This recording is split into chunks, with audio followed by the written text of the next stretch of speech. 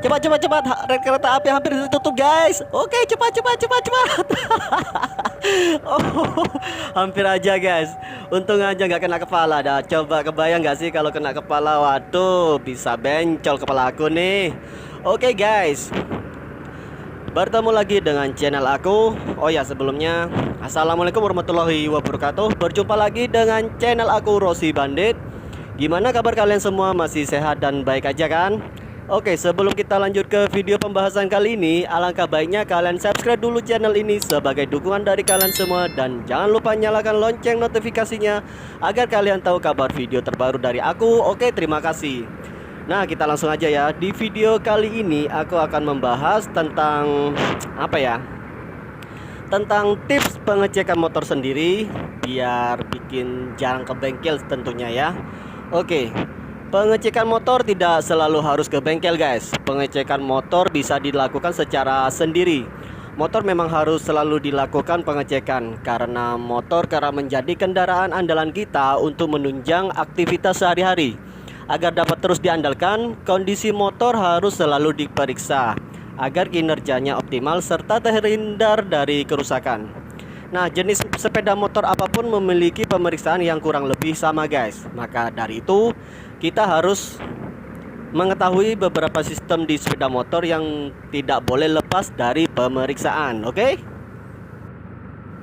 Oh ya guys, saat ini aku lagi berada di Jalan Kapasan, Surabaya. Pagi ini aku sedang riding santai.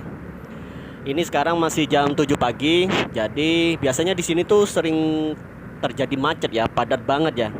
Jadi mumpung lagi sepi dan gak begitu macet, aku bikin video pembahasan kali ini nih ya. Oke, kita kembali ke topik yang tadi tentang pembahasan cara pengecekan motor sendiri. Oke. Nah, kita juga dapat melakukan beberapa hal secara mandiri, misalnya pemeriksaan seperti berikut. Oke, untuk yang pertama, sistem penerangan, guys. Pemeriksaan dapat dilakukan dari hal yang paling mudah, yaitu kondisi penerangan seperti lampu depan, lampu sen, dan lampu pengereman. Apakah berfungsi dengan baik atau tidak, guys?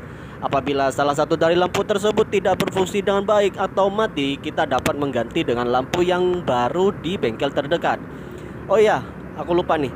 Selain penerangan, fungsi dari klakson juga harus diperhatikan ya guys. Karena apabila klakson tidak berfungsi dengan baik, maka dapat membahayakan pengendara apapun atau orang lain, guys. Nah, selanjutnya untuk yang kedua, sistem pengereman. Sistem pengereman merupakan salah satu komponen paling penting untuk diperiksa sebelum berkendara ya guys. Lakukanlah pemeriksaan kondisi rem seperti kampas rem, minyak rem, dan kaliper tentunya. Saat motor berlaju di jalanan yang licin, pastikan menggunakan rem secara perlahan agar terhindar dari kemungkinan terpeleset. Apabila kampas rem sudah tipis atau haus, ya sebaiknya segera ganti guys dengan yang baru, oke? Dan yang ketiga, sistem kemudi. Pemeriksaan kemudi harus dilakukan untuk memastikan kenyamanan saat berkendara. Komstir atau steering harus dalam kondisi baik guys, sehingga dapat menyeimbangkan stang motor serta meminimalisir getaran. Begitu pula dengan bearing roda serta engine mounting mesin harus dipastikan dalam keadaan baik. Hal ini dilakukan agar kita bisa tetap stabil saat melaju sehingga tetap nyaman dan aman ketika melakukan perjalanan.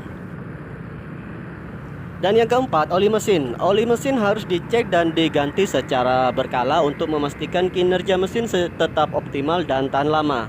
Selain itu, kita juga harus memperhatikan filter oli agar sirkulasi oli ke bagian mesin berjalan lancar dan dianjurkan untuk diganti maksimal 4 bulan sekali ya guys. Meskipun motor jarang digunakan, sebaiknya penggantian oli mesin tetap harus dilakukan karena hal ini untuk menghindari penurunan kualitas oli yang terdapat di dalam mesin yang dapat berakibat buruk terhadap kendaraan kita. Oke, untuk yang kelima, oli gardan dan CVT ya guys ya. Ini berlaku untuk motor matic. Kita juga harus memperhatikan penggantian oli gardan setiap 2-3 kali ketika melakukan penggantian oli mesin atau ketika motor sudah menempuh jarak 8.000 km sampai 10.000 km ya guys ya. Oke, oli gardan merupakan salah satu komponen vital yang harus diperhatikan pengendara yang memiliki motor matic ya guys. Selain itu, kita juga harus melakukan pemeriksaan CVT dan penggantian gasket CVT setiap 3 kali ganti oli mesin atau ketika motor ya sudah menempuh jarak 12.000 km. Pastikan fan belt dan roller masih dalam keadaan baik ya.